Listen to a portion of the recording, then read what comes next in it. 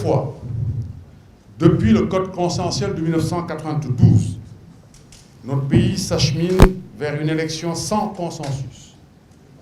Pire, notre démocratie s'affaisse sous les coups de boutoir administrés pernicieusement par le candidat sortant Macky Sall, obsédé par la volonté de se faire réélire. Plus de 2 ans après le référendum qui était censé renforcer l'état de droit et consolider la démocratie, force est de constater que l'état de droit est chahuté, la démocratie malmenée et l'indépendance de la justice gravement menacée. Concernant plus spécifiquement l'élection présidentielle, le candidat sortant a mis en place tout un dispositif pour perpétrer un hold-up électoral afin de s'assurer une réélection au premier tour. La plateforme opérationnelle de sécurisation des élections, POSE, va se consacrer exclusivement au combat pour la transparence du processus électoral par une approche opérationnelle de gestion de risque dont la finalité est de faire échec au projet de hold-up électoral. L'inquiétude partagée par les citoyens et toutes les parties prenantes constitue un dénominateur commun qui justifie la prise en charge de la sécurisation du processus électoral sur la base du principe de mutualisation des ressources. La réunion des plénipotentiaires des parties prenantes a identifié les compétences requises pour prendre en charge les risques identifiés.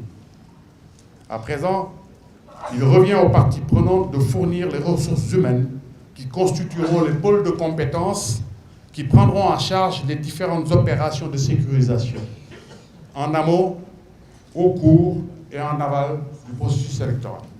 Chacun de nous doit assumer sa responsabilité citoyenne en s'impliquant activement pour empêcher l'attentat qui est en train d'être perpétré contre notre démocratie. C'est ainsi que le rapport recommande 38 mesures correctives. Il n'est pas concevable ni acceptable d'envisager d'aller aux élections présidentielles sans avoir la garantie que les 38 mesures correctives recommandées par le rapport MAF ont été correctement mises en œuvre. Un audit de contrôle s'impose à cet égard, notamment en ce qui concerne la distribution des cartes d'électeurs conformes aux électeurs régulièrement inscrits. Nous devons tous nous mobiliser pour exiger cet audit de contrôle. D'ores et déjà, nous invitons tous les citoyens qui ne l'ont pas encore fait à retirer leur carte d'électeur.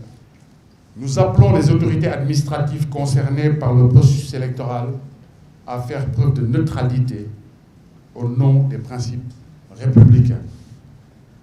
Nous invitons les juridictions concernées à jouer leur rôle dans le respect strict de la loi et du principe d'égalité des candidats, conformément au rôle de régulation politique assigné à la justice.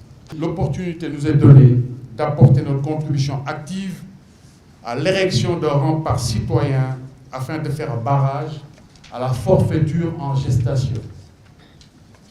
Nous n'y arriverons qu'en étant unis et solidaires pour faire valoir les intérêts supérieurs de la nation.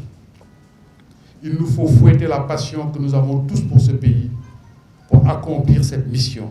Et telle est l'essence de cette plateforme.